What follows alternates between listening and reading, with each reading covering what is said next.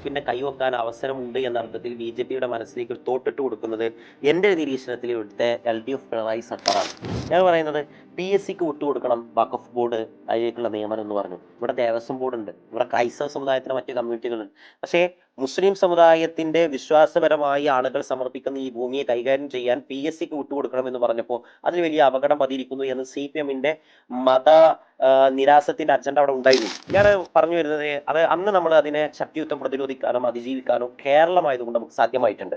മുസ്ലിം ലീഗിന്റെ നേതൃത്വത്തിൽ മറ്റു മത സംഘടനകളുടെ നേതൃത്വത്തിൽ അതിശക്തമായ രീതിയിൽ പ്രതിഷേധം നടത്തിയിട്ടുണ്ട്. നമുക്കറിയാം എന്താണ് വഖഫ് PSCക്ക് വിട്ടുകൊടുത്താലുള്ള പ്രശ്നം എന്താ? വഖഫ് PSCക്ക് വിട്ടുകൊടുത്തു കഴിഞ്ഞാൽ ഇവിടുത്തെ EA ജബ്ബാറിനും നിരീശ്വരവാദിയായ ആരിഫിനും ഒക്കെ എന്ത് ചെയ്യാൻ കഴിയും?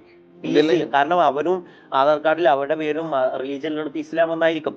AR റഹീമിന് കയറാം, പിണറായി വിജയന്റെ മരുമോനായ റിയാസിനും കയറാം. മതവിശ്വാസിയല്ലാത്ത നിരീശ്വര നിർമ്മത പ്രസ്ഥാനത്തിന്റെ വക്താക്കളാവുകയും മതം കറുപ്പെന്ന് വിശ്വസിക്കുന്നവർക്ക് അതുവഴി കയറാൻ പറ്റും. അപ്പോ ഈ വിശ്വാസപരമായി ആളുകൾ സമർപ്പിച്ച ഈ കാര്യങ്ങൾ കൈകാര്യം ചെയ്യാൻ വിശ്വാസികളാവണം. അപ്പോ കേവലം മുസ്ലിം ആയാൽ പോരാ, വിശ്വാസിയാകണം എന്ന് പറഞ്ഞിട്ട് നമ്മൾ സമരം നടത്തി. എന്നാൽ വഖഫിന്റെ മേൽ കൈവെക്കാൻ പറ്റും എന്ന ഒരു ചിന്തയെ സെൻട്രൽ ഗവൺമെന്റിന് ഫാസിസ്റ്റ് താല്പര്യമുള്ള ഫാസിസ്റ്റ് അജണ്ടയോടുകൂടി രാജ്യം ഭരിക്കുന്ന മോഡിക്ക് അവസരം ഉണ്ടാക്കി കൊടുത്തതും അങ്ങനെ ചിന്ത ഉണ്ടാക്കി കൊടുത്തതും പിണറായി വിജയനാണെന്ന് നമുക്ക് പറയേണ്ടി വരും.